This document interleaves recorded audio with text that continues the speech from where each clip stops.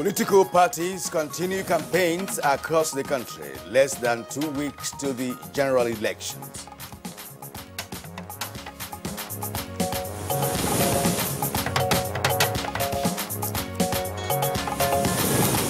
Federal government says it has uncovered plot to discredit 2019 polls.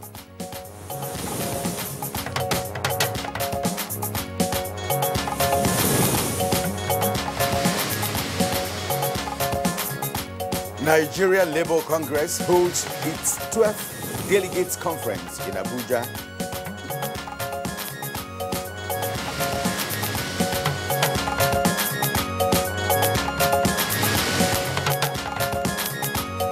On Good Morning Nigeria today, we focus on the Nigerian Armed Forces and national sacrifice.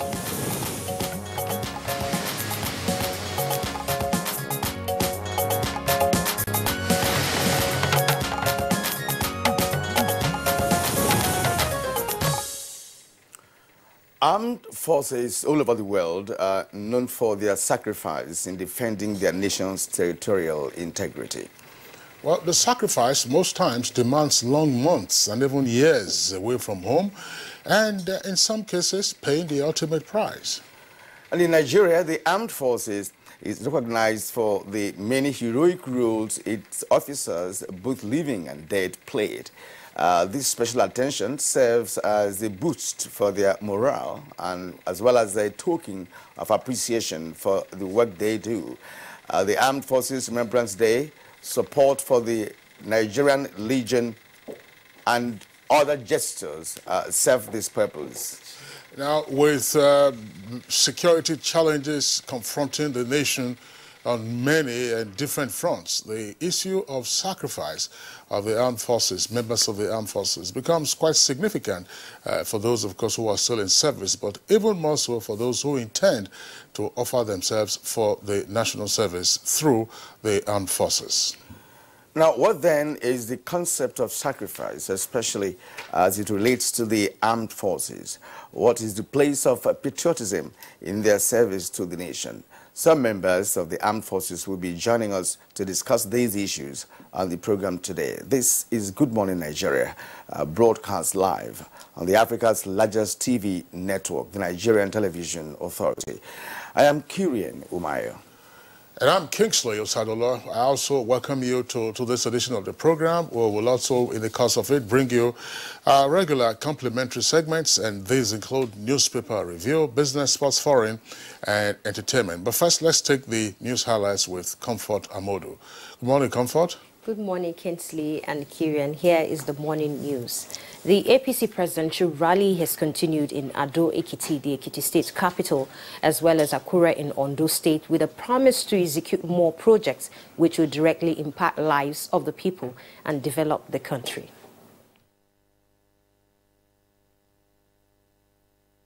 The Vice President is here, has told you in detail what we are doing, especially that affects your state.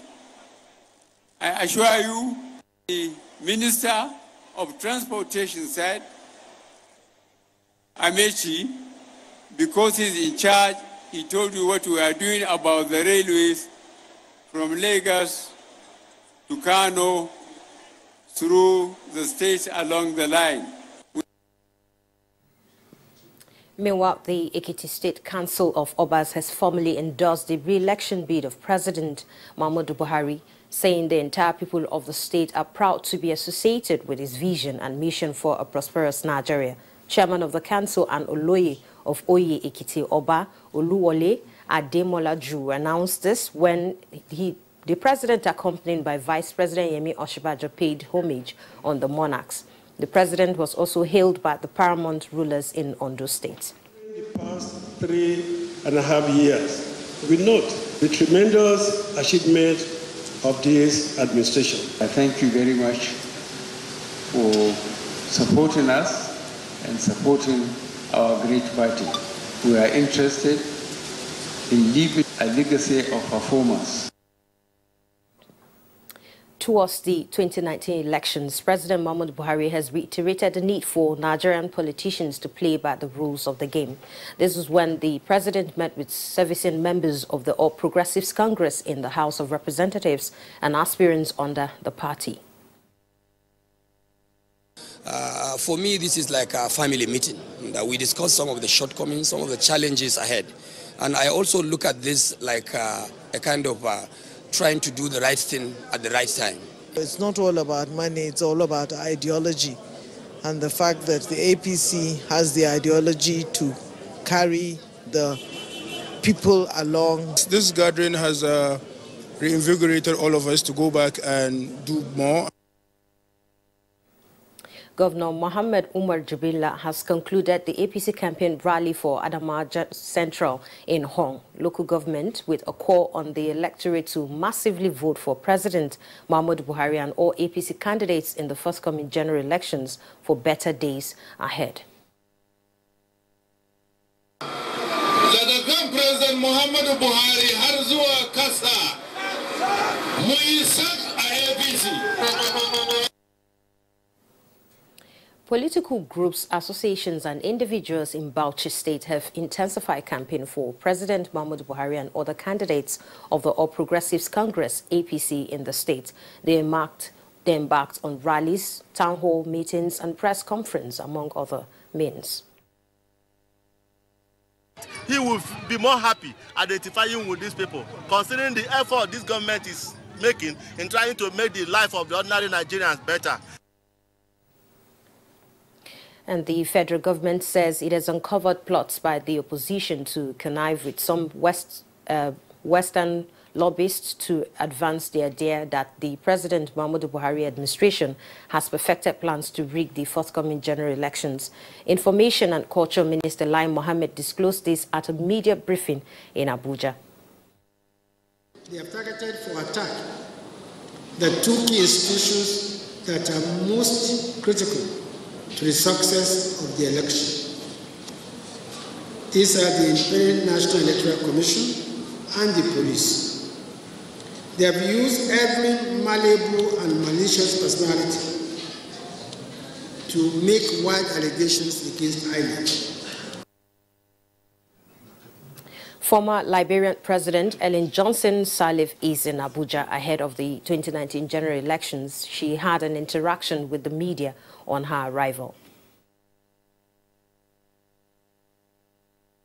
I just expect that I would join all Nigerians in ensuring that this whole process is so peaceful and successful. And that's the whole purpose of my mission, to be a part of that. The presidential candidate of the People's Democratic Party, Atiku Abubakar, says addressing security challenges and construction of the Mambila hydropower station in Taraba State will be among top priority if elected as president. He was speaking during a campaign rally in Jalingo, Taraba State. I commit to you and I promise you we will address the issue of insecurity in Taraba, in Northeast, and Nigeria in general.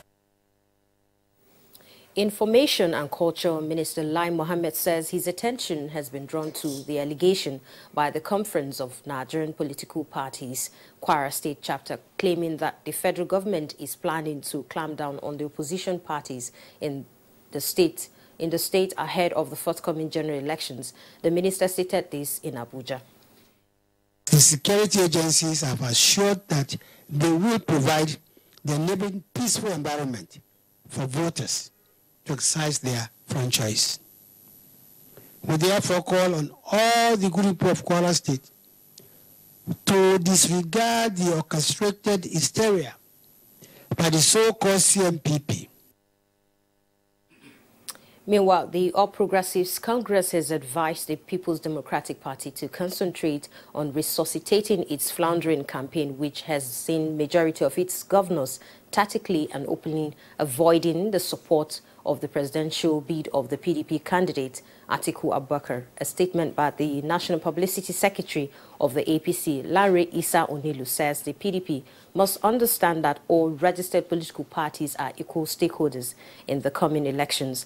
In this regard, its it is tired narrative that the entire election process is skewed against it, which is an admittance of defeat by the PDP and discrediting state institutions in the eyes of Nigerians and the international community is unhealthy for electoral process and a threat to democracy. The statement adds that the era of sham politics are gone and the APC will ensure the wishes of the electorate prevails in all elections by ensuring that elections are free, peaceful, and credible. Now, wife of the president, Aisha Mahmoud Buhari, has called on Nigerian youths not to allow themselves to be used as political thugs by desperate politicians to achieve their personal gains before, during and after February general elections. Mrs. Buhari stated this in a message at the Palace of Etsu of Kwali and the Chairman Council of Chiefs, Shaban Audu Nizazo III, when the Women and Youths Presidential Campaign team paid a visit to the area in their effort of canvassing support for President Muhammadu Buhari. Now we are here again for the second time, soliciting for his support, as usual, for his re-election bid for Buhari and Oshibanjo. New national executives to lead the Nigerian Labour Congress for another term of 4 years have emerged. In order to make the election acceptable to all members, the NLC at the 12th Delegations Conference was advised to comply with the constitution of the Congress. In defending and promoting the cause of Nigerian workers, our focus is to build workers' power through organizing. We urge you to ensure the conduct of free, fair and transparent elections. And that's the news for now. Good Morning Nigeria continues with Kirian and Kinsley after this break.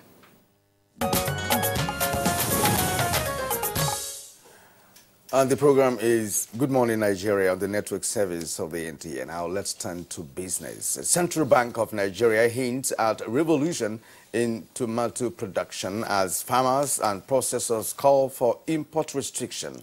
Let's now join Kunle Adeye for details of this and more.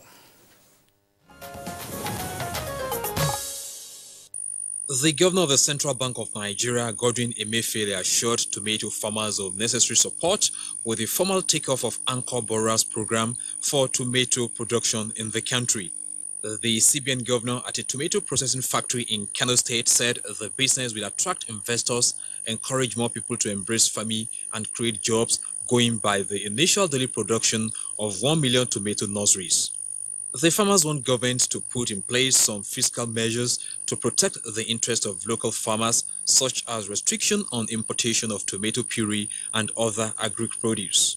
In another development, the Nigeria Customs Service has said it will introduce the use of technology and step up its anti-smuggling fight to improve on its revenue generation for 2019.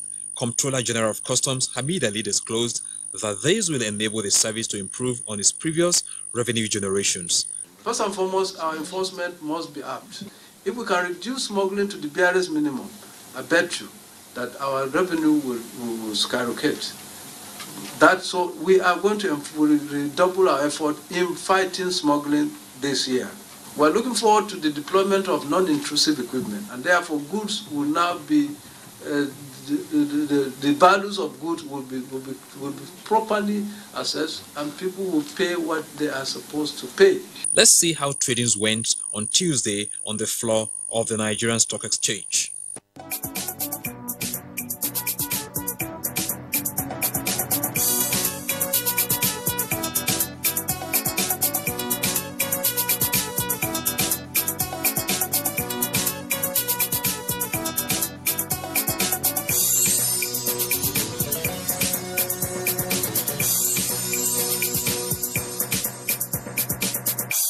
With business news, I'm Kunle Adeye.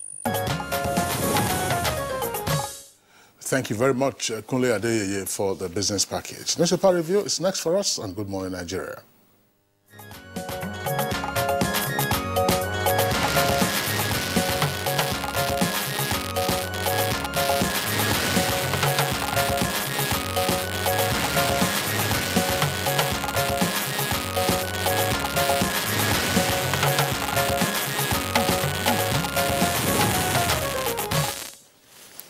Now let's welcome Bayo Altoyabi, our newspaper reviewer. He's here again with us this morning. Bayo, good morning and welcome. Good morning, Kirian. Good morning, Kinsley. Good morning, Nigeria. Bayo, good to see you. Kirian, we have... let's begin with you. Yes, I have the Punch newspaper. Let's go to Punch newspaper for today. Above the nameplate of the Punch newspapers. Reduce cost of governance. RMFC urges federal government. And now below that, however, I'm only seeking a second term, not more than that, says President Buhari. He's on page 42. Reject vote buying, U.S. tells Nigerians. You can capture that on page 43. Don't interfere with political process. Atiku secondus one security agent. Page 14 has details of that report. Now, the lead headline on the Punch newspaper this morning says, Onogen in fresh application, says CCT chairman's integrity in doubt. With rider, EFCC boss writes Buhari on suspended CJN. Page 2 has that story. Well, we have about 4 different photographs on the Punch newspaper.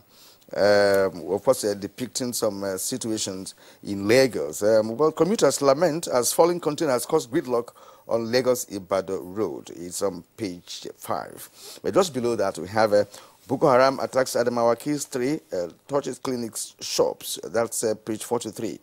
Corruption should not be trivialized for political advantage, says Shoyinka. It's on page 25. Atiku's victory unstoppable with regional leaders' endorsement, says Saraki. That's on page 9. And at the foot of the Punch newspaper, Ganduje orders shutdown of Kano stadiums ahead of Atiku's rally. It's on page 44. Bandits kill Marafa's sister, 14 others in Zamfara state. Page 42. And I am surprised that Suki's security money was tagged illicit, as from Banikoro. Page 7. All right, let's take a look at the Daily Sun newspaper. Daily Sun, and the earpiece beside the name flag says, fighting corruption, difficult. That's attributed to President Buhari. Details of that story on page 39. And there are political stories there. It says 2019, Nigeria votes 10 days to February 16th. Atiku's victory assured, says Saraki. That's on page 12. And presidency blames PDP for poor economy. That's also on page 12. Now, the late story says 2019 again, that's the kicker. EFCC uncovers funds for vote buying, says politicians bringing back loot to corrupt electoral process. That story is in greater detail on page 6. And the photograph there shows the former Liberian president, Ellen Johnson Sirleaf, who arrived at the Nnamdi Azikiwe International Airport in Abuja yesterday. She's head of the ECOWAS Observer Mission to Nigeria. That's with regard to the elections beginning next weekend. Now, Igbo need presidency more than restructuring, says Kalu. And elections, U.S. urges religious and traditional leaders to douse tension. And CBN and EFCC direct banks to deny Rivers cash. Wike alleges Magu can never give such order. That's according to details of that story can be found on page 41. Again, CBN, EFCC direct banks to deny Rivers cash. Wike alleges Magu can never give such order, according to an aide. Gunmen killed Senator Marafa's sister. That story is on page 4. Well, let's start with the Code of Conduct Tribunal. The suspended Chief Justice of Nigeria, Justice Walter Onoge, has filed an application before the Code of Conduct Tribunal seeking the chairman, Justice Danladi Umar, to disqualify himself. The motion, which was filed on Monday, is brought under Rule 12.1 and 11A of the revised Code of Conduct of the Judicial Officers 2016. The grounds are that the Code of Conduct Tribunal chairman has been indicted by the Economic and Financial Crime for an alleged bribery. The other interesting story is that the federal government has appealed to the labor over the minimum wage. Secretary to the government of the Federation made the appeal at the 12th National Delegate Conference of Nigeria Labour Congress at Abuja.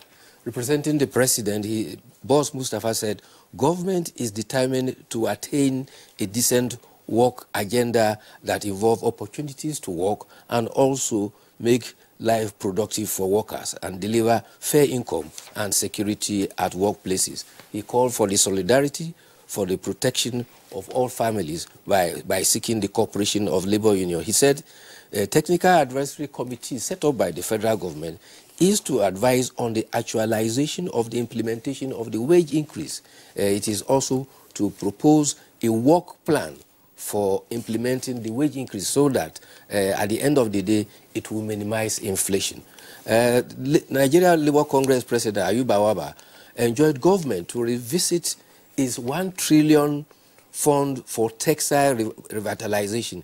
He lamented that if that is done, it will go a long way in opening up avenues for domestic employment, particularly in the cotton textile industry. He also added that they should address the gap in the domestic cotton chain. He pointed out that textile factories in Nigeria used to be about 175, but today, hardly do we have 27 of them functioning.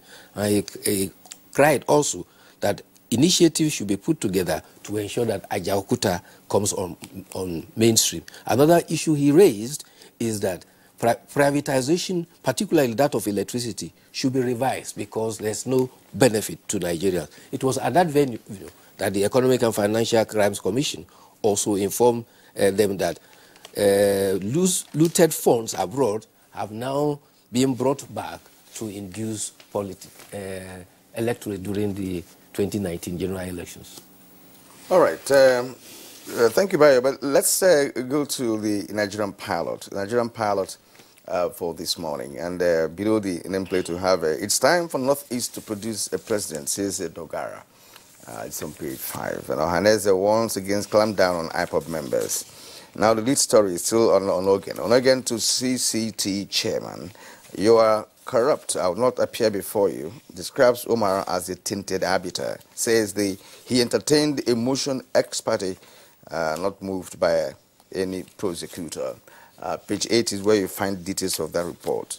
Now we have 2 photographs here. Well, each of them depicting the 2 lead political parties in Nigeria. On the left is the APC and on the right is the PDP. That's on the campaign trail. But below that, we have Buhari in Ekiti seeks support of traditional rulers for re-election. It's on page 9. With other striking headlines just at the foot of the Nigerian pilot. Atiku warns security agencies not to interfere with the electoral process. High Court disqualifies Ayo Ogueze as the Enugu APC gubernatorial candidate. It's on page 12. Now, we have read this before. Suspected bandits kill Senator Marafa's sister, abduct husband and child.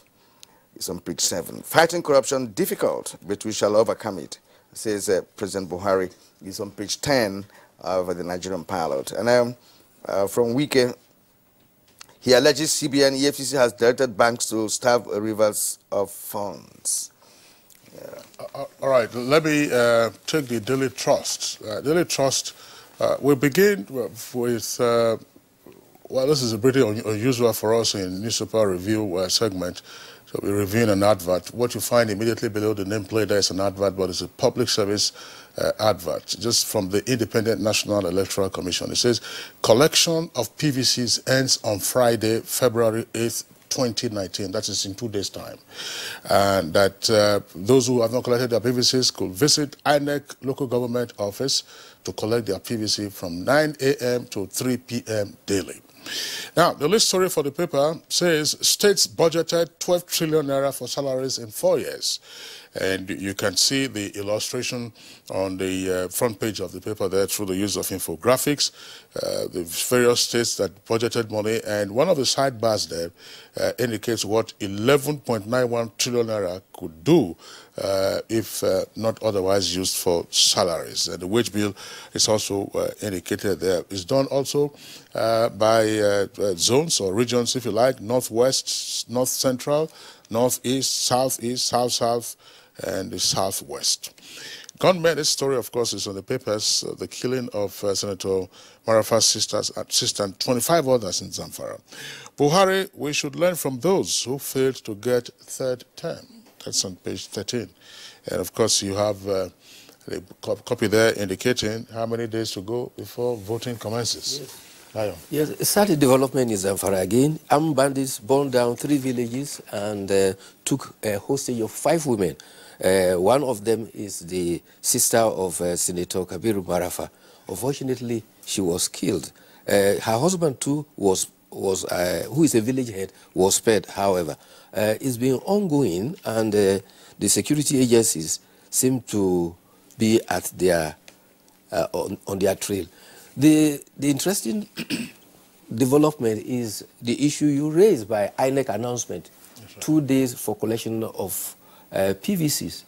Now, would there be an exemption for Abia? You remember at Sialangwa, PVCs were burnt in the toilet, and the resident electoral commissioner has confirmed that 319 of the PVCs were partially burnt, and 4,200 were burnt completely. He had assured that there will be a reprint and a reissue for them so that they will not be disenfranchised.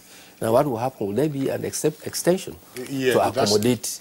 Because that is a serious... Yeah, very pertinent point you have raised, Bayo. That would be an exceptional circumstance.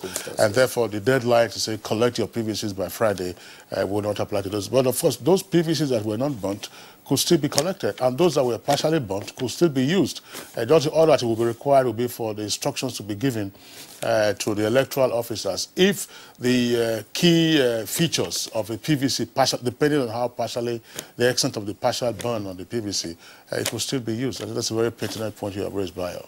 And many Nigerians are also asking this question of the deadline being Friday. We'll have a whole week, before the election. Wouldn't that be possible to, move it on to perhaps Wednesday for a few days to the election? What is wrong with that? It's not just collection. Don't forget that INEC came out with a 20-point agenda, and it has been in the public domain. And the INEC is following it step by step. And each time, they are always announced in advance. The stampede nature of our people. People always wait until the last minute. I can assure you in the next 2 days, there will be a run-on on the INEC offices with the stampede to collect the PVCs. But the INEC cannot continue to postpone the collection indefinitely. They, for a long time, indicated that the PVC collection will stop 2 weeks before the election. In fact, apparently from the deadline they have given now, it's going to even stop later than they had earlier indicated. Okay. There is also this interesting story from Jos. It is coming from the Archbishop of Jos, Reverend Ignatius Kaigama. He says Nigerians have been enjoined to distance themselves from politics of tribe, religion, and denomination.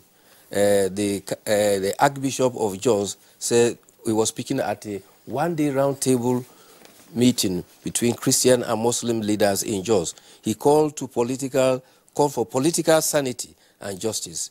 He said sanity and justice is the requirement for all the electorate, for electoral officers, for the security agents, for political leaders, and all actors. He says politics should be played without bitterness, and people should avoid any moves that could give rise to conflict and needless violence. He says at the end of the day, whether winner or loser, the electorate and all concerned, we must all join hands to build one solid nation.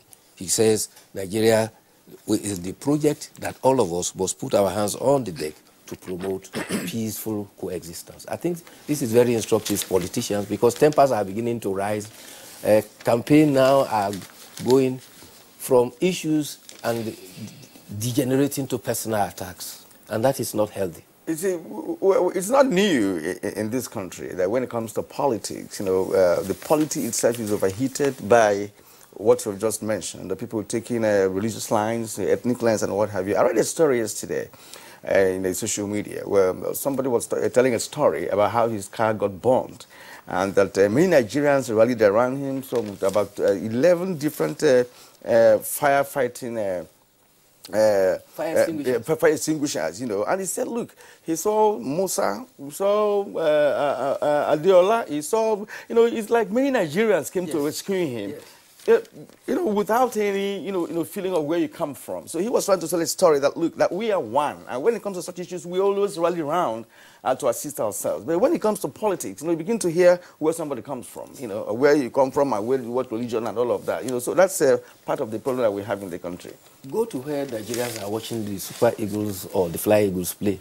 You won't know any differences. But when it comes to politics, the price of our elite is that when their interest is threatened, they tend to use all those primordial sentiments as a matter of division, and they cause grave lines between the various cultural ethnic groups. Yes. All right, Bayo, thank you. Let's go to the editorial this morning. It's from the New Telegraph newspaper, IGP and reorganization of SARS. Of course, the order by the Acting Inspector General of Police, IGP, Mr. Mohammed Adamu, for the decentralization of operations of the Federal Special Anti-Robbery Squad, FARS, unit, hardly came to many Nigerians as a surprise. Bayo. Yes, you will recall that following complaints from members of the public, the SY IGP centralized the activities of Federal Special Anti-Robbery Squad, and the new Acting Inspector General of Police has decentralized the Federal Special Anti-Robbery Squad. That is not to overemphasize the fact that the Federal Anti-Special Robbery Squad was effective, but however, they almost were becoming a law unto themselves in some parts of the country because the commissioners in the state did not have command control over them. What the new IGP has restored is to restore command control to the commissioners in the state. However, the overall control at the headquarters is domiciled in the office of the DIG at the headquarters. But be that as it may, the editorial is saying that the police high command should go from initial pronouncement of that has been made into putting some of those things into practical actions. And they have raised concern that apart from the special, there's also special investigation panel that were centralized and attached to the office of the Inspector General of Police. There was also the reorganization of the police mobile force as well as counter-terrorism unit, which were all domiciled specifically to the office of the Inspector General of Police. The editorial is now saying that apart from the initial pronouncement by the new Inspector General of Police, action should follow, and this decentralization should be carried out so that the police high command will have a new lease of life in the direction that has been indicated. Okay, Bayo, that's straight to the point. Thank you very much for being with us today. See you again tomorrow. Okay, it's Good Morning Nigeria, still on the network service of the Nigerian Television Authority. We'll take a short break now. When we return, we'll take on our discussion segment.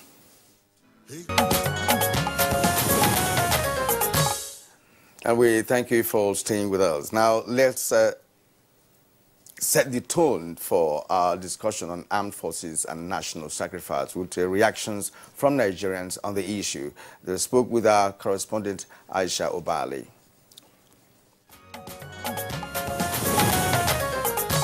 Well, not everybody understands the word sacrifice. But those who have an understanding of the word sacrifice can go any length to make sacrifice so that the reason by which they made the sacrifice will be achieved.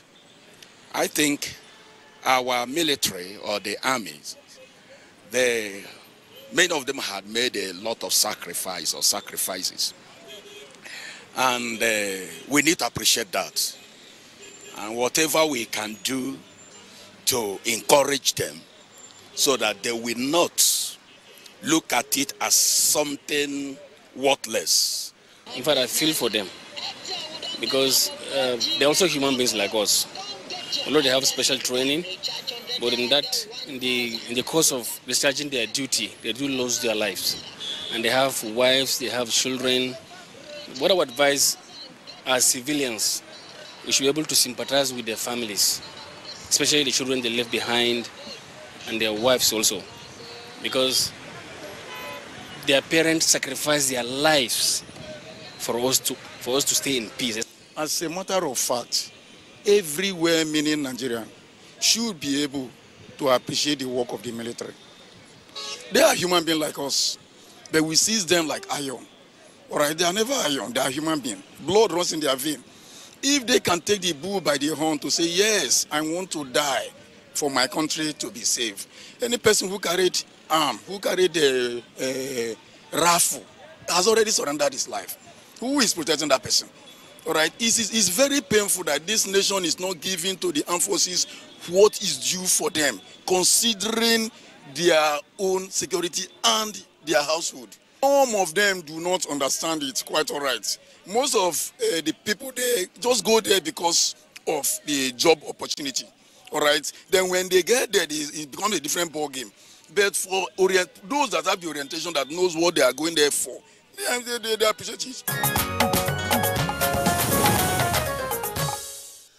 Well, joining us now in the studios to discuss this further, I would like to welcome Major General Wahab Garba Ayodeji.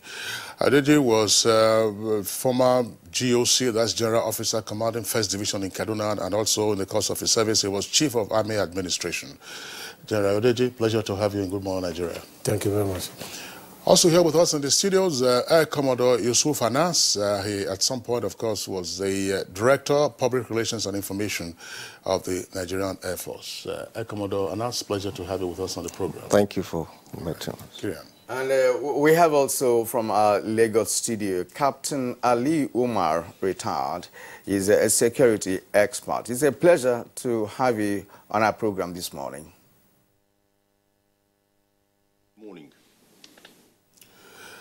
All right, gentlemen, you listened to the views expressed by some Nigerians in the background report put together by our correspondent Aisha Ubali. Let's begin this way. Is membership of the armed forces just another job? Probably, you know, the right kind of question to ask, but I mean, is it just those who get into the armed forces, is it because they're looking for a job? And if so, what kind of job? Let's begin with General Ayodeji. Thank you very much for your question. Well, maybe of recent, you might have a situation where you will say people are looking for a job. It's not, and that is not even true for virtually everybody that comes in. In the yesteryears, the jobs were available. I finished from the University of Lagos, had other opportunities to go elsewhere. But since my secondary school life, I have decided I was joining the military. So it was a voluntary thing and no compulsion, nobody. So it's not just looking for a job. It's you having the mind of being a professional soldier. And the training, even if you want to come in looking for a job, the initial training will definitely wield out those who are just looking for a job. Because once you go through the training, either for 6 months, or for 9 months, or for 3 years, 5 years now in NDA, definitely if you are looking for a job, you take off. So it's not just a matter of looking for a job, it's people who actually want to be professional. Yeah. Oh, okay, thank you. Actually, from your explanation, I can deduce one or two things. But let's go to Air Commodore Yusuf Anas this time around. And from what he has said, I understand that service in the military is a function of patriotism and the willingness, you know, to sacrifice for the security of a nation. Nigerians have done that, not just to secure the territorial integrity of Nigeria, but also elsewhere, you know, in wars that happened even in the 60s, the Congo War, the Burma War, the Second World War, and what have you. Now, for a man to identify that his calling is to serve in the military, is it to occupy himself as a job, as Kinsley rightly asked, or does something propel such person to identify that sector as where he could play a role in the country? Thank you very much. Let me go back to the last questions raised by your colleague. As regards the reasons why people join the military, I will give an example from my experience. When I finished from the secondary school, that time in Kaduna, I was always fascinated when I see NDA cadets, you know, when they go out, you know, sharply dressed with their flume, moving around, very smart. For me, that was the attraction. That is why I decided to join the military through the NDA. So you see, it's not the issue of just because you wanted a job. You have to have an interest and passion to be able to be in the military. Now, coming back to the issue of patriotism, the training the military go through, whether at the training schools, whether at the NDA or recruit training, other training institutions, all along the way, the impression is always created in you, and they make you imbibe that in your mind, that you must remain patriotic, loyal, and dedicated to the service and to serve your country. Because it is always said that it should be an honor for you to be able to serve your fatherland and even be ready to lay down your life for the fatherland, for the safety and security of the country and the people in the country. All right, Air Commodore Anas, thank you very much. Let's go back to our Lagos Network Center, where we earlier introduced Captain Aliyu Umar, of course, who is a regular face on Good Morning Nigeria whenever we're discussing security concerns. Captain Umar, of course, he retired from the Nigerian Army. Same question to you. In the absence of a provision for conscription, is membership, voluntary membership of the armed forces, a search for just another job? Or what could be the other motivation?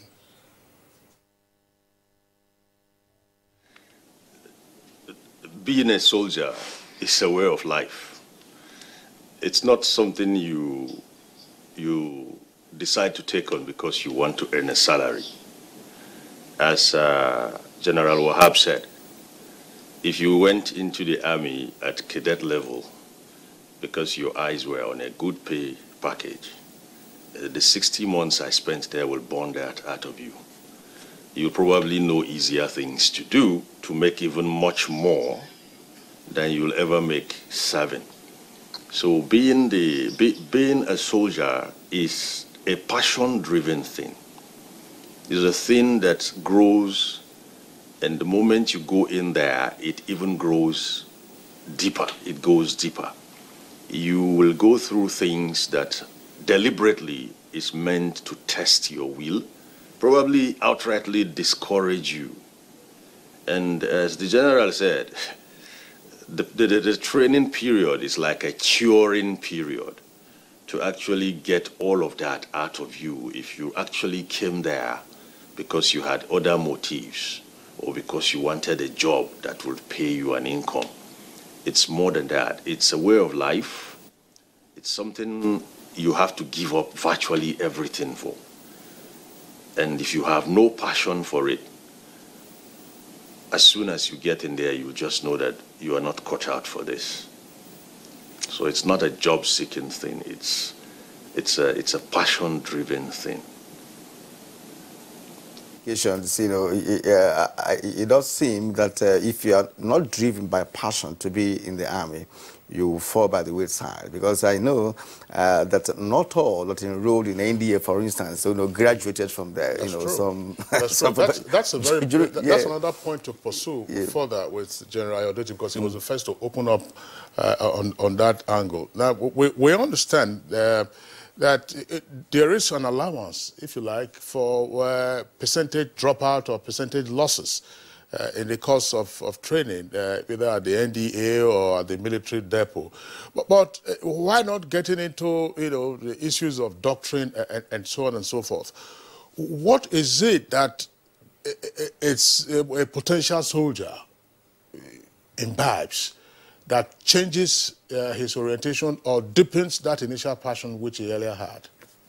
Thank you very much. You see, from the day you come in, whether in depot, any of the services depot or ND or any of the air training locations, from the gate, you have some form of talking to, mentoring.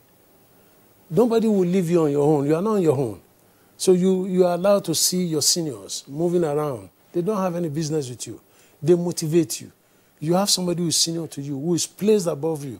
You're under his tutelage to take you through. And he talks to you on a regular basis.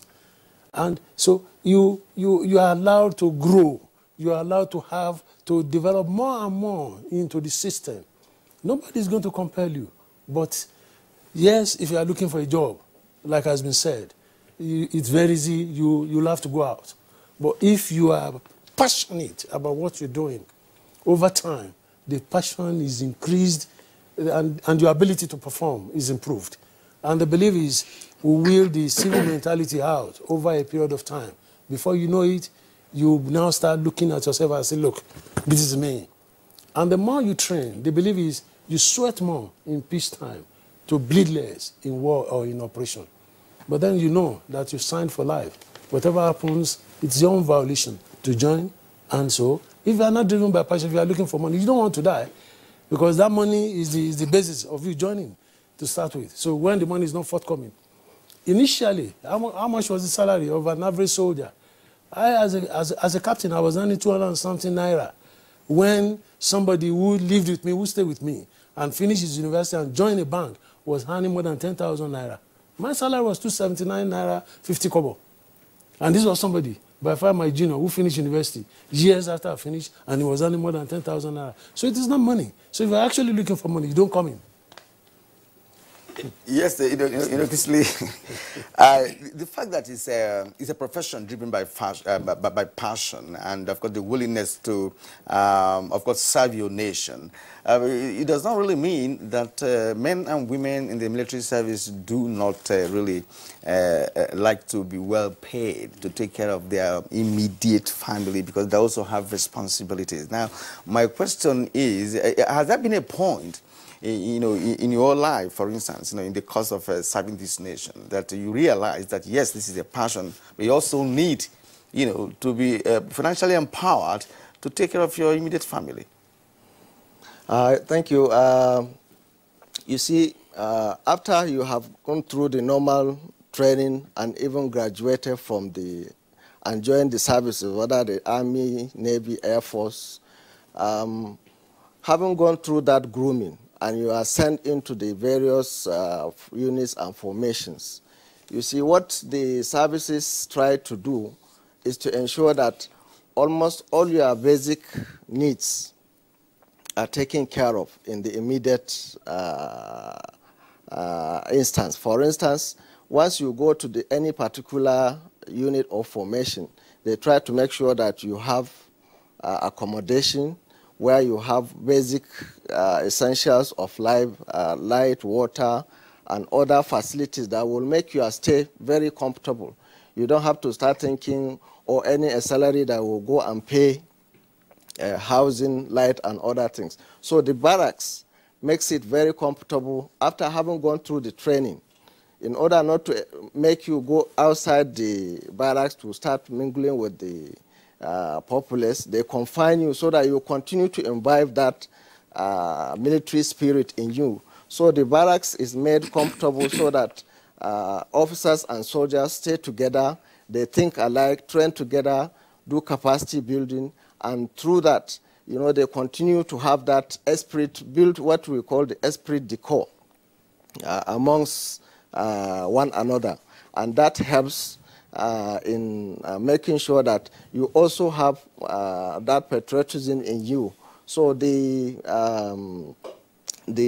barracks is made very comfortable for all the officers and soldiers to be able to stay together. So even if your take-home pay is not much, you will still be comfortable because you have other basic amenities which outside environment will not provide for you.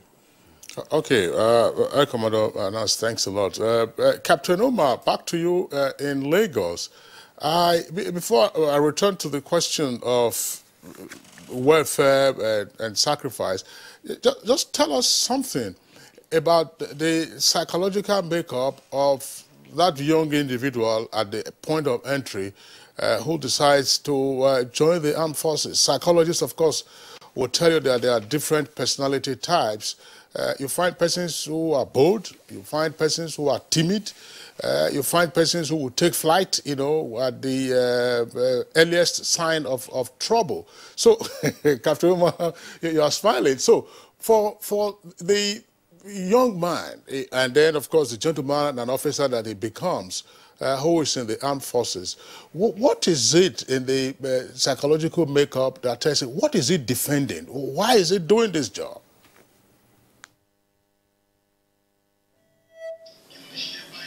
Well, basically,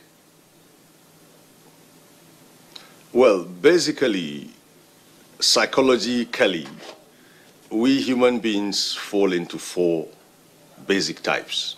That is the choleric, the sanguine, the melancholic, and the phlegmatic.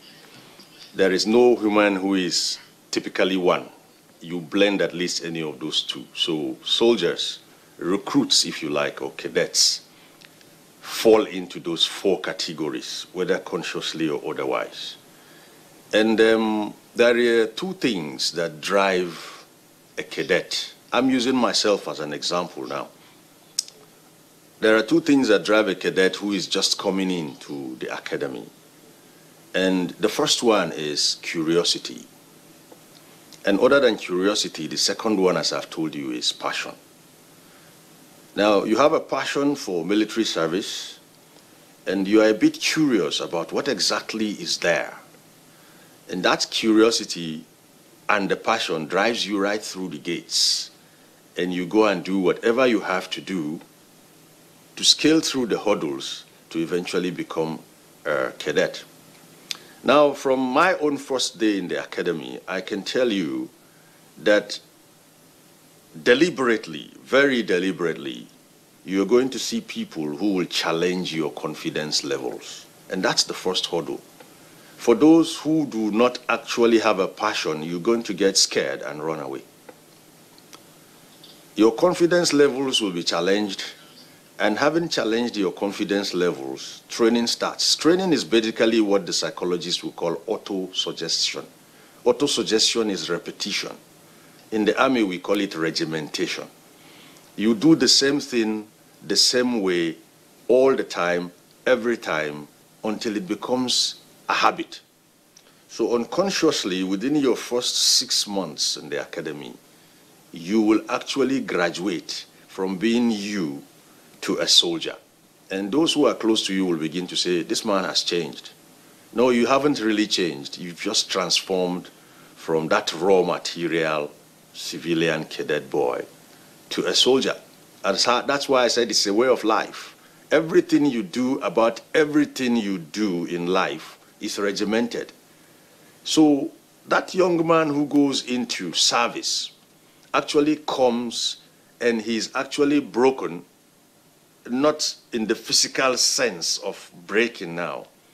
You know, if you take a horse, for example, if you want to prepare a horse for a polo game, when you bring them in from the wilderness, you have to break them.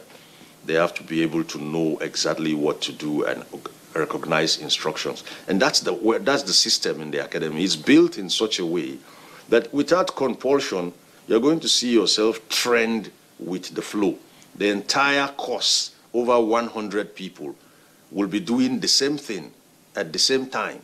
And if you do it differently, even just by a finger's movement, you stand out. That's regimentation. And that's where the discipline starts.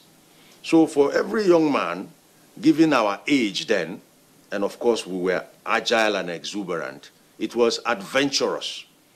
But adventurous because underneath the background had passion and curiosity. So without those 2 things, if you found yourself walking through the gates of the academy then, either because your dad was a big man somewhere, the training doesn't know your dad. You will climb the same rope that poor man's son will climb. And the instructors don't give a hoot. You're either going to climb his rope or you are not going to climb his rope. One of 2 will happen. So if you are not driven, the brunt of training, the sheer test, the rigor behind it will burn you out. But if you are driven, the more you do, the more you want to do because you are curious. I hope I have answered your question. Okay, we'll return to you actually in the course of this conversation for other aspects, you know, of the topic that actually need to be further dissected. But for now, let's come back to Major General Wahab Garba Ayodeji. Now, my question is this: you know, we have talked about being patriotic. You know, we have talked about the willingness to, you know, sacrifice yourself, you know, to defend the nation. But the question is, are Nigerians really appreciative of, the input of the military, to sustain the nation as an entity, right? Not just the military anyway, the armed forces now. You have been a GOC. That means you have gathered experience over the years in terms of managing your men and, of course, the public, so to speak, because, of course, there's usually military and civilian relationship, in every environment. Now, are Nigerians appreciative of this level of patriotism exhibited, by the Nigerian armed forces? Thank you very much. You see, the word appreciation, we've broken into different segments. Appreciation by the government to support you in doing what you're doing, to provide the basic requirements. Now, from the past, when the budget is released, the first thing is, oh, why is defense getting this? Agric is getting this, education is getting this, science is getting this. We always fail to realize one thing. Without security, there can't be development. You must be secure before you start thinking of development. And in the world, generally, there is the theory of realism. That is, whatever you do is based on your might, and that might is measured by military power you have. And we Nigerians don't understand that. So the first appreciation, the government. The second level of appreciation, the general public. For you to understand what these guys are doing and respect them for what they are, and give them their due respect. I was a junior officer, I went on course in US. During break time, I left my school in Anniston, Alabama, and I drove downtown to buy something in one of the malls. When I finished, I wanted to pay, and I saw a large crowd, queue. I wanted to drop the item and go away. They said, no, everybody moved aside. You are too busy. Please go ahead, go and pay. Here in Nigeria, nobody will do that for you. Believe it, you are doing your job, I'm doing my own job. So what's the big deal? So the public must understand what these guys are doing. And now that they are actually doing other people's job, they're actually policing Nigeria beyond the military calling. 3, there are other organizations, companies, and whatever that need to assist, to appreciate whatever they're doing.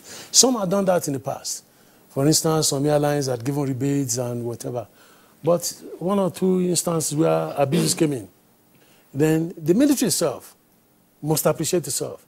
When I mean appreciate itself, showcase what you're doing. Let people understand you. We live in a close-knitted society. It must be open a little bit for people to have a glimpse as to what the military entails. And that will bring respect. They will bring understanding for people to know what you need and your requirements. Not when the president said, I'm releasing $1 billion to procure some necessary equipment. And people shouted, why should you give them $1 billion? Are these guys supposed to use their salary to buy the equipment they are to use against Boko Haram? That's a massive issue. But to me, I think it goes in different ways. Appreciation comes in different forms. And everybody needs to understand, what is my role? If I'm appreciating somebody, what do I do to show level of appreciation? From government, corporate organizations, individuals, and then the military itself. Expose yourself, showcase yourself, appreciate yourself. Let people know what you're doing. Once in a while, I was given an award. It was only within the military they know that I have these awards. People don't understand. If you say you have PSC dagger, what is PSC dagger? The average man does not know what PSC dagger means. So we need to do more. Expose 1 or 2 of our activities for people to understand. And it will go a long way in bringing everybody on the same level. Even other security agencies, if they don't understand what you're doing, the tendency is for them to look at, oh, you are doing my job. Why should you be doing police job? In reality, the man will not pack himself out of the barracks. If the president did not give the go-ahead and the National Assembly did not sanction, they won't go out. So everybody needs to understand what the whole thing is all about. And their job, their responsibilities for everybody. All right, General Ayodeji, thank you very much. We'll continue with that line when we return from this short break.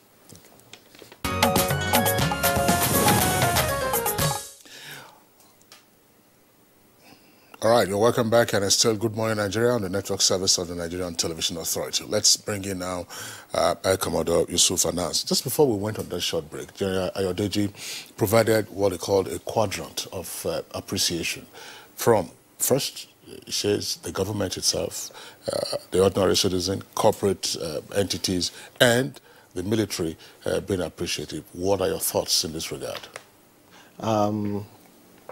First of all, the military also appreciates the fact that they are being kept together because of the taxpayers' money, because they have a specific job which the Constitution has provided for them to ensure the security and safety of the territorial integrity of the nation. The public really support the government and also the military in whatever they are doing, especially regards a lot of issues of security that are affecting the country. But oftentimes there is lack of information. And I feel that is where the role of the media comes in. I want to believe that although the media is trying very much to be able to acquaint the public with what the military is doing, but I think there is the need for more enlightenment and coverage of some of the military activities that is doing across the nation. Because over the years, you know, the Nigerian military has been involved in several security operations within and outside the country, which Nigeria has even been internationally recognized in some peacekeeping operations in different parts of the world. But currently we have a lot of youths who are not really aware of some of the exploits, some of the achievements which the military have recorded in the past. You know, even within the country, years back since the Nigerian Civil War, you know, some of the youths that we have now have not known some of the sacrifices made by the Nigerian military, you know, in keeping Nigeria one up to 1970 when the Civil War ended. Subsequently, the military was involved in different set of peacekeeping operations across the country. Most of the people would think it is just the current fight against Boko Haram that is keeping maybe what the military is doing. But if we go down memory lane, we would have seen that the military has really been doing a lot, which the media should help to also inform the public so that they will be able to continue to appreciate what the military is doing. Okay, thank you. Let's return to Lagos, to Captain Ali Umar, retired. Let me take this aspect of the question from the concept of government appreciation as raised by Major General Wahab Ayodeji. In terms of government appreciation of the military, one would think that it has to begin with the real good equipment, equipping the military to be able to function effectively and efficiently. Now, are you satisfied with the kind of support from the government in the past 20 years with respect to equipping the armed forces? From what General Wahab said, in America, for instance, in their budget, #1 is defense, followed by science and technology to drive the defense. And again, it has to do with equipment, war, armaments, and ammunition. Now, in this level of appreciation I'm talking about from the part of government in terms of equipping the armed forces, are you satisfied? Because when Boko Haram issue broke out, we discovered that Nigeria had nothing to fight that group that I may refer to as a ragtag army. You cannot compare them to Nigerian armed forces. But, you know, we had to fight so hard to even procure, you know, what we used to start the fight with Boko Haram, and that made them to even gain, the positions, into Nigeria's territory. So let's talk about this appreciation with respect to equipping the army for them to, for their patriotism, to be felt in terms of, winning out wars. In terms of appreciation from the government spectrum now, I wouldn't say I'm satisfied. We are not there yet. And the reason is simple. Armies are very expensive to keep and sustain, particularly in times of adversity like we do have in the Northeast. For the average Nigerian to understand what I'm saying, it could take hundreds of millions of dollars to procure equipment, and that equipment can be destroyed in seconds. Maybe 60 seconds will even be an elongated period. One explosion takes it out. So you can imagine the turnover if you lose such equipment. And of course, war is about destruction. Put another way, it's about destruction. So the chances are high that you go into combat with equipments, and at best, if you don't lose them, there must be some element of wear and tear. And so you have to see your armed forces become what financial analysts will call a cost center. A lot of money goes in there, but it's not actually yielding or generating profit. And so the government has to sustainedly ensure that the armed forces is kept at par, at the very least at par. It can never be suboptimal with what the adversary has. So if you want to actually take the upper hand, you have to ensure that whatever your adversary is capable of having, you should be able to have 2 levels above or even 3. Having said that, you begin to see that the challenges that the armed forces faces, whether in or out of combat itself, is driven by where we are coming from and the kind of people we have evolved to be. Most people do not really understand that in a democracy, the citizen has rights, the armed forces too have rights. The armed forces are an integral part of a democracy. And when the citizens behave in certain ways that begin to look like threats in a democracy, the armed forces will naturally exercise its rights too. Even though these rights are not as fluid as that which the average citizen out there has, but these rights can actually be invoked by the commander-in-chief, and the armed forces will be deployed. So what am I trying to say here? Appreciation for our armed forces itself is not coming the way it should, because 102 million Nigerians are youth, last time I checked with the Bureau of Statistics. And the last time history was taught in our schools was like 20 years ago. So they don't even know anything about the history of this country, much less the armed forces, because we don't even teach history again.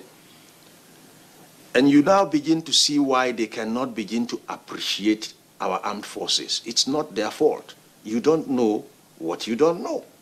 How we managed to get history of the curriculum of our schools, I don't know, but that's the fact. They don't do history in schools. Last time I checked anyway, I don't know if that has been restored.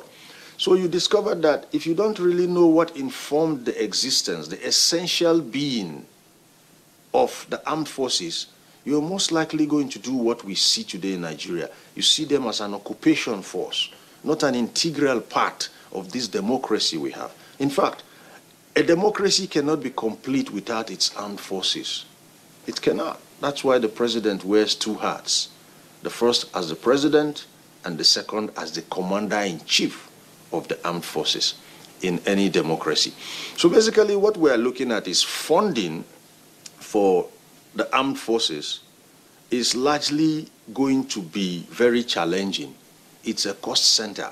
But if I can put it in a way the average Nigerian will understand, you are better off eating only 2 meals a day and having a very strong defense line than having no defense line at all and eating 3 meals a day. I'm not advocating for that.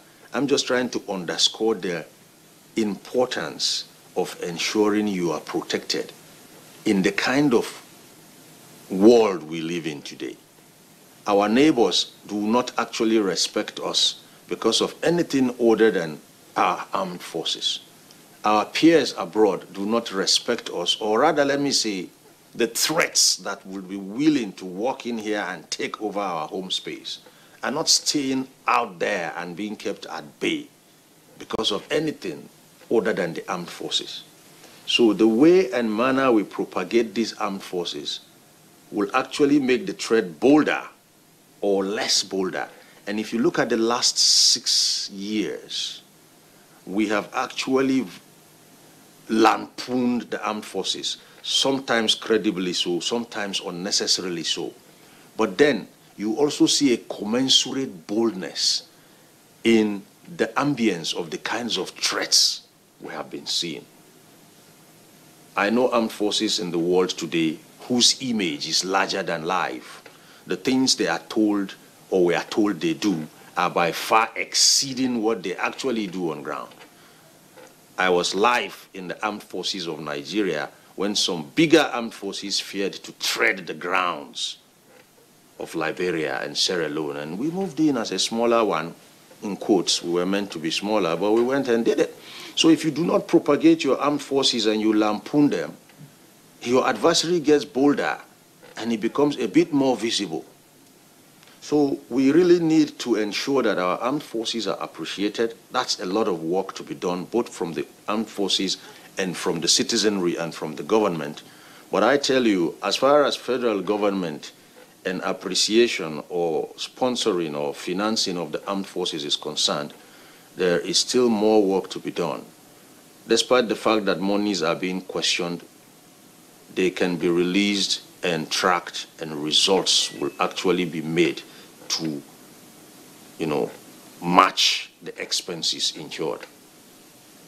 All right, Captain Ali Umar, once again, thank you very much for the perspective you brought to these questions, of course, along with your other colleagues, General and Air Commodore, who are here with us on the studios. You were talking about the study of history, and of course, as always, you put in a caveat, just assuming that you were not up to date with the requisite information.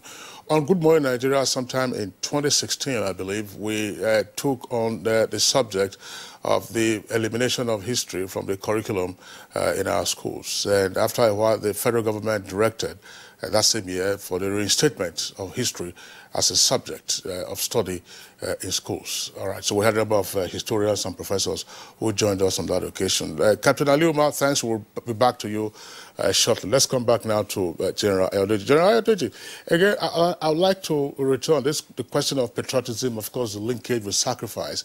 The quadrant that you sketched, the government, that's what Captain Ali just elaborated on, the private citizens, and then, of course, corporate entities and the military itself. But amongst other things, while elaborating on that, you did say that it might be useful for the military itself to open up slightly so that there's a better appreciation of what it does. Air Commodore Anna says, listen, the media should help. The media should help. But there's a limit to what the media can do in helping. We have our own historical challenges in our relationship with the military. That's to say civilian-military relations. But how much openness is permissible?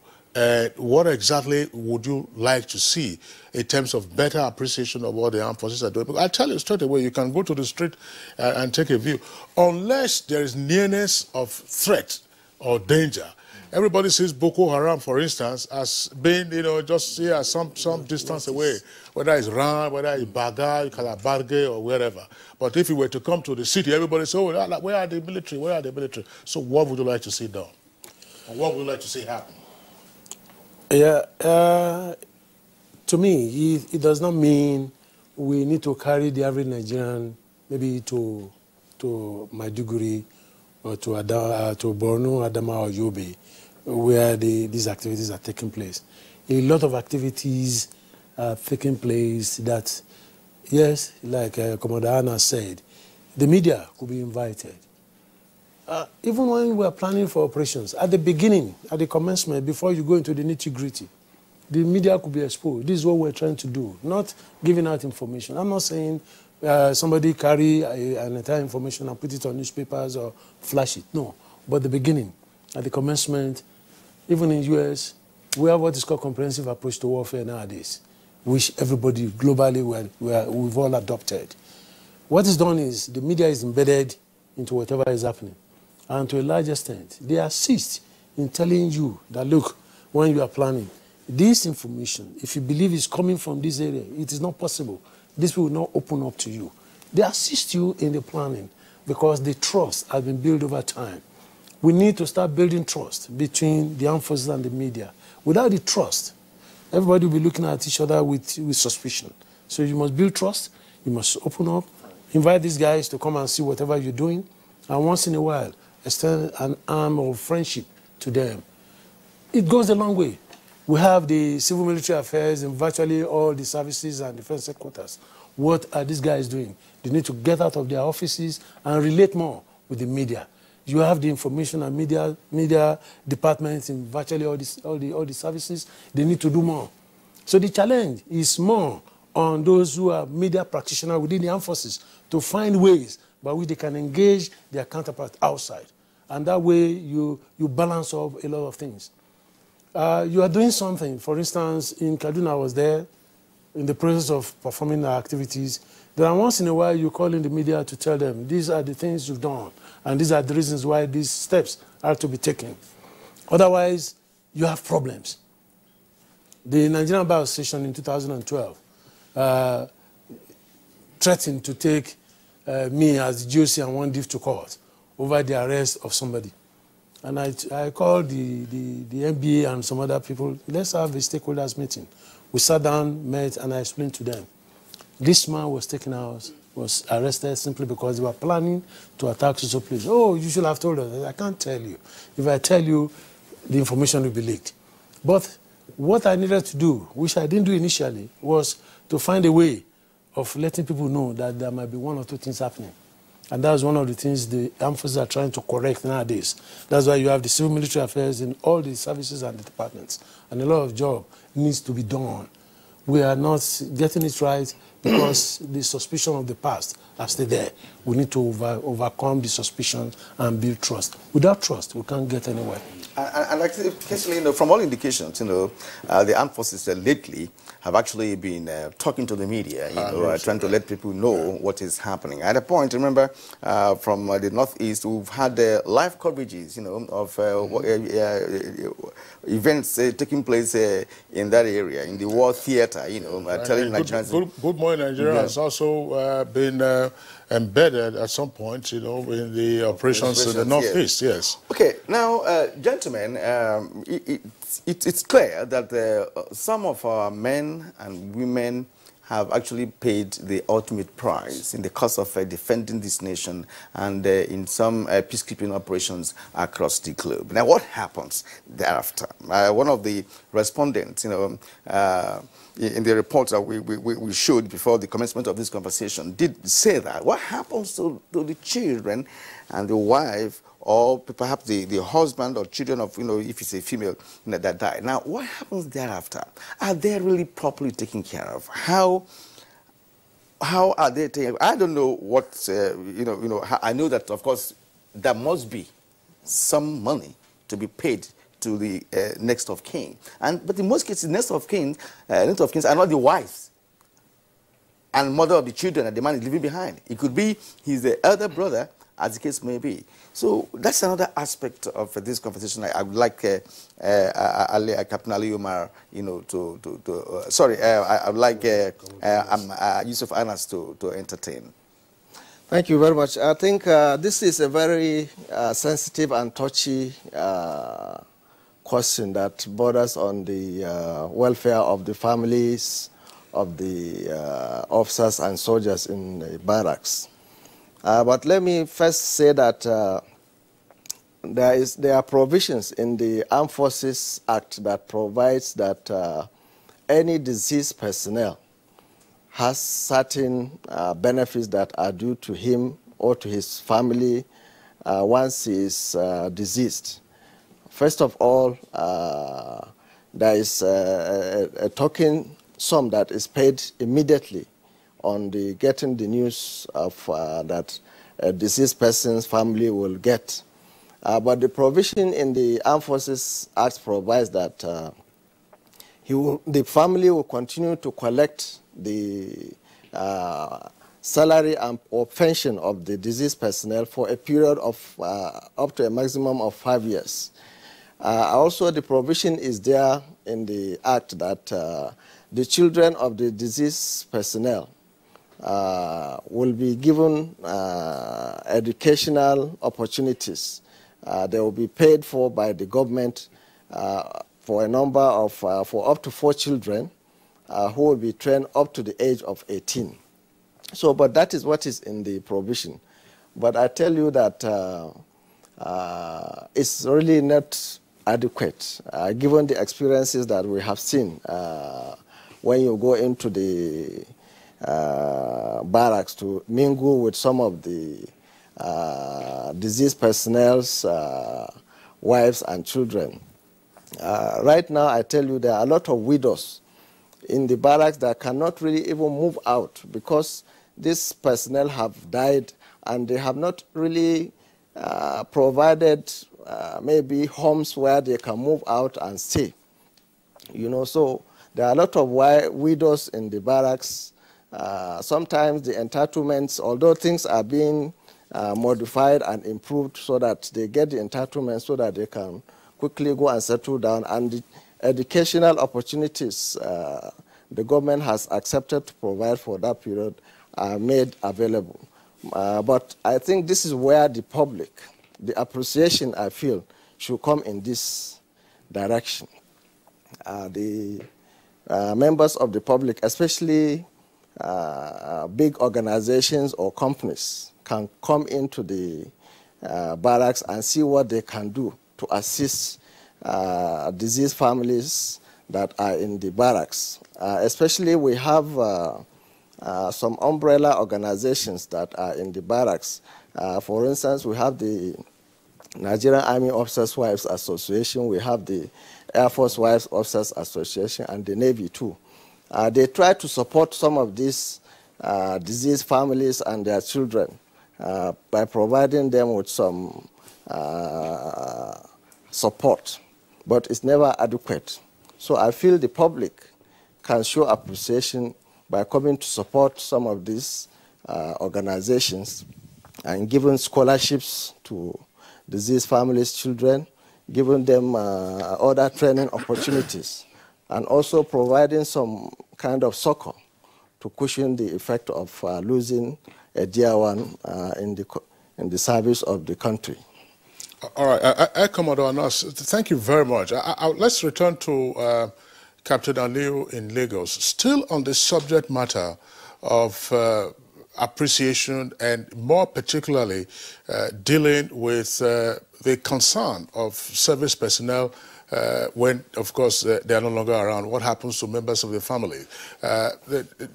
Air Commodore Anas has raised the point here, which again falls within the quadrant already sketched by General Ayodeji. Let's just say, look, what we are getting now is not enough, but we could do with more from citizens and indeed corporate organizations. But for philanthropy to kick in from citizens and the corporate entities, there must also be a mindset, and some persons have often raised this question or this issue, that there is this lingering antagonism between the military and the civilians, oftentimes described as, you know, bloody civilians. You were talking about the rights doctrine a moment ago, that the military have their rights, the civilians also have their rights, but in the U.S., you are likely to hear the military personnel refer to civilians as, you know, bloody civilians. So that lingering antagonism, some will say, is an impediment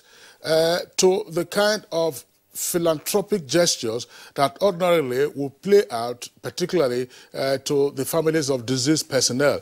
What is required to be done for us to get out of that mode of, say, us versus them? Something, of course, that got aggravated usually during military political regimes. Yes. First of all, thanks for the update on history in schools. It's encouraging to know that history started being taught in 2016. That's 3 years ago. That's okay. But then those who didn't learn history are active out there now. So maybe in 10 years' time, by 2026, we'll be seeing active youth in Nigeria who are history-laden. Anyway, talking about bloody civilians and not so bloody civilians, I really think that is old school. It's old school. Though people may want to still linger on that based on our military rule years, I could tell you too that when I was growing in the system way back when I was a cadet and in military school, yes, soldiers call civilians bloody civilians. I also know that civilians call soldiers zombies. In fact, someone even sang a song and made a lot of money on zombie or so. One of our great fathers in this country was a musician. He's of blessed memory now, so it's an old school thing. Let me assure you that anywhere you see a soldier, you are looking at a civilian who was sourced, then processed, and he was deployed, he serves, retires, and still goes back to what? Being a civilian. So from the civil populace they come, and on to the civil populace they return. Nobody plans to die in service, though it happens. We all look forward to actually going back home and being civilians again, even though they tend to say once a soldier, always a soldier, but then that addresses it. Now, how can we begin to do things in a way that will support our veterans? When I say veterans, I'm talking of serving and retired and deceased. People who have military veterans, if you like, people who have served their country in the armed forces and are either no longer in the armed forces or are late. You see, the system itself creates a problem. I'm talking to you as a victim. When I was in the system, I had everything. When I say everything, I'm talking of what General Wahab called the basics. I had housing, I don't pay rent, I don't know what light bill was. I didn't know all of these things. It's still like that. Now, the things that happen to us don't ring bells. A widow who actually married her husband, she's been living with him in the barracks, they don't pay bills, they don't do water rates, they don't pay rent, and all those other things that you actually do out here. And one morning she just hears that, look, your husband fell in line of duty, and the thing just makes an automatic U-turn. She won't cope. Psychologically, financially, socially, everything just makes a U-turn. Everything turns from what it was to the exact opposite momentarily. We must begin to prepare for that. Good enough, we did a field study at my firm 2 years ago, and I discovered that there is might, there is strength, there is potential, there is prospect within what I have decided to call the military interior economy. If you were to actually count every serving soldier, every retired soldier who is alive, and then conservatively added a wife to that figure for each person, and then conservatively said, okay, let each of them have just 2 children, the numbers you get will equal 1 local government in Nigeria. I can also tell you from our study that financially, come what may, each serving soldier, each pensioner receives a pension or a salary every month. So if you consider that my 1 local government as a sector, and we decided to hone an interior economy for that sector, our monies can stay inside and generate more money. We do, for example, what some nationals from other countries whom we know to exist in Nigeria do. Today, there are people from certain countries who come to Nigeria and set up, and they patronize each other. If he wants a haircut, he looks for his fellow countryman's salon. If there is none, he sets one up. If his children have to go to school, he looks for a fellow countryman's school where they are taught in their language. If they don't have that kind of school, he sets one up. Now, what they have succeeded in doing, those foreign nationals, is to keep the money they make within their community. We make money every month as salary earners serving or pensioners, but the money is not actually trapped within that community.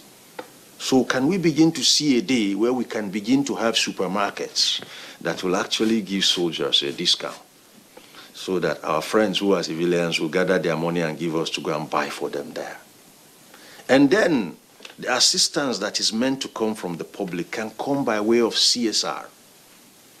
There are people, organizations, and philanthropists who are ready to do so much for the military interior economy, if there is one.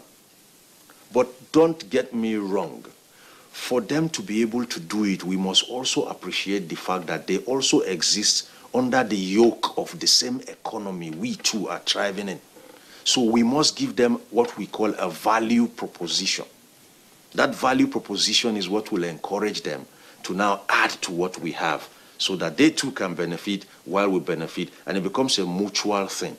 So for us to be able to support our military families, or particularly of deceased, we cannot lean entirely on the government and the armed forces. Neither can we lean entirely and expect the public to support us with what we expect them to do in form of CSR. We must first of all generate something from inside within us, and then you see it supported. And with that leverage, believe you me, the population of us out here is even more than the one in there. So it can only get better if we can come together and generate what I want to call a military interior economy. The word interior economy is deliberate. It may not make financial sense, but for my military colleagues, they know what I mean when I say interior economy. We used to do something like that in the academy, and we know how we leveraged efforts to actually turn our communities then into something else just for one day. That's my own heart song, if you like, on how we can actually turn things around for our dearly departed's families and widows. Captain Ali Umar, we appreciate you a great deal. But right now, on this very issue, General Ayodeji, on this very issue of catering for the families of the deceased, let me just recall this, that when I was privileged to be in Israel, we were taken to a farm owned by the military. Because I'm drawing inference from what Captain just said, you know, the kind of interior economy by the military and what have you, right? But before you take on this question, let us finally thank Captain Ali Umar, retired, immensely for showing up this morning on Good Morning Nigeria. Thank you very much indeed. We hope to have you next time around. Okay. Kyrian, just Captain Umar, the interior military stuff he was talking about, some would say, I mean, by the time you break it down, could that be an advanced money market kind of economy? No, not money market. You know, the military growing its own economy, having farms, having advanced money market. Because, for instance, in Egypt, they have even transport companies, they have insurance companies, they have hotels and all of that, you know, which they also use when it comes to the issue of assisting, you know, diseased families. So please come in here. Thank you very much. Fortunately, I was in Egypt as a member of a delegation. In fact, I led the delegation. And we're taking around the special project in Egypt, owned by the armed forces. In fact, it got to a point they were loaning the government, they loaned the government. It was the fact that this time around they were not ready to release another 2 billion to the Egyptian government. That's why the government is going to IMF for this loan they are collecting now. But the armed forces used to give the government loan, and the government might not pay back.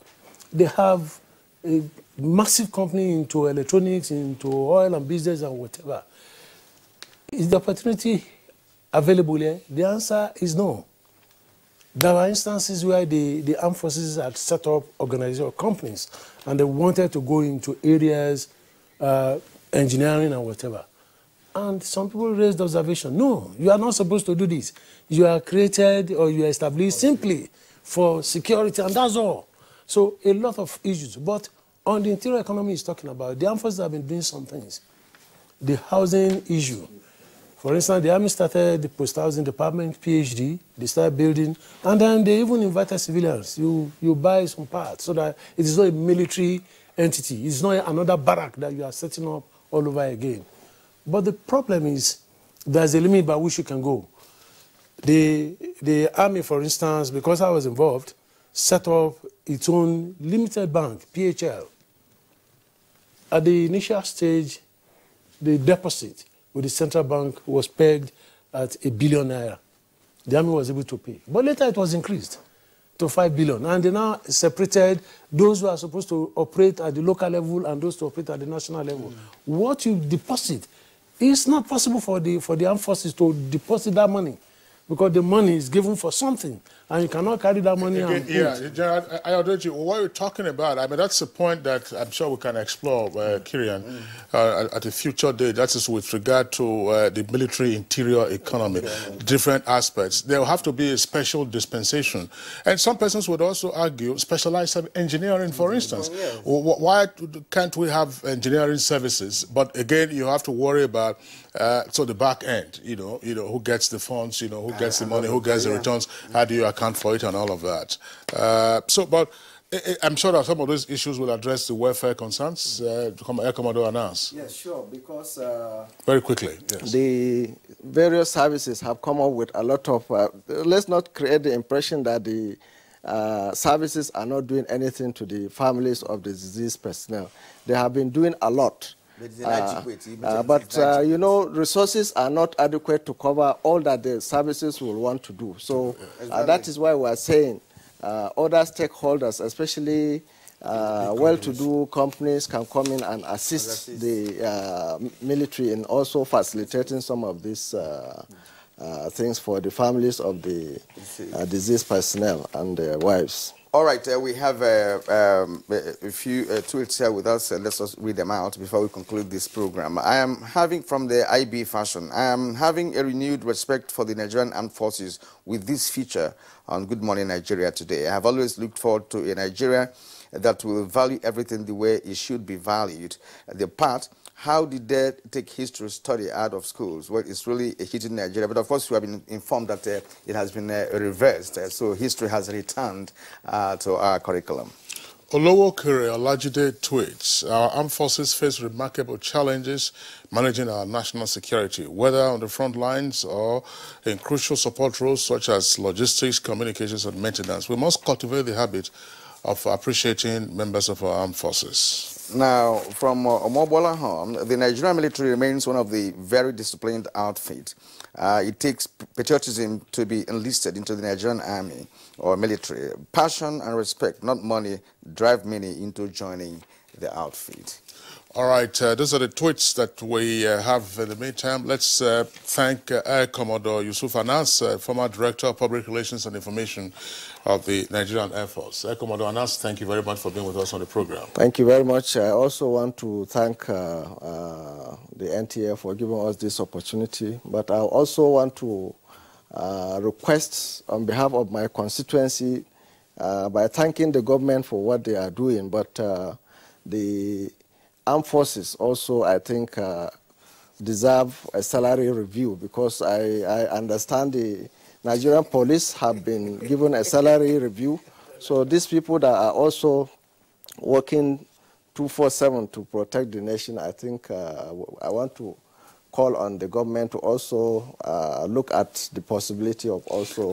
all right, Air Commodore Yusuf Anas, once again, thank you very much. We also would like to appreciate Major General Wahab Garba Ayodeji, former GOC 1 Div, and also at some point Chief of Army Administration. General, thank you very much for being with us on the program. Thank you very much for inviting me. All right, so let's...